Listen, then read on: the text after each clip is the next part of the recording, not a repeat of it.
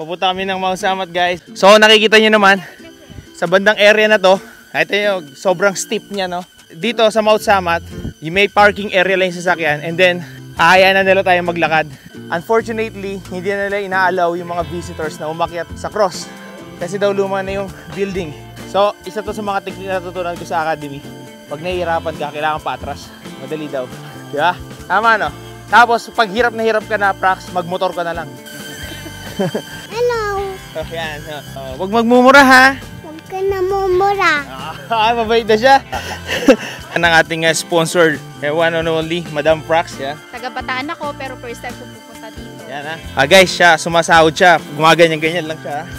Pero sumasahod siya, malaki yan. Malaki ibang klase siya. Layo-layo pa tayo sa katotohanan. Kamusta naman ang trip natin dito? Ay, ang buti lang, malilim. Hingal match. Sobrang hingal, my God. Bakit wala pang mahal na araw para na tayo nag-trip? So ito may machine gun dito, mga pre. Oo, walang Papakita. Guys, papakita ko lang dito sa Mount Samat. Meron mga relics dito. May Gatling gun tayo dito.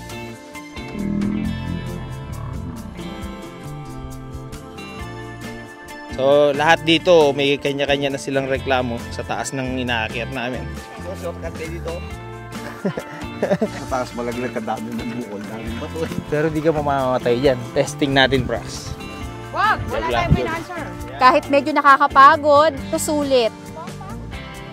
Ang ganda kasi natatanaw mo lahat. Nandito kami sa magandang view eh.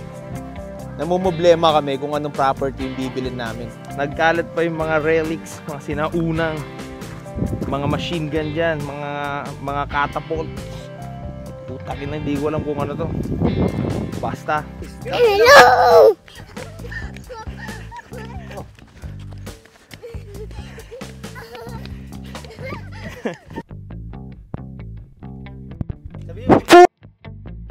Huwag magmumura. Nakikita natin meron mga naka-emboss na mga figures. Hindi ko kilala kung sino tong mga to eh. Taas. Ang taas.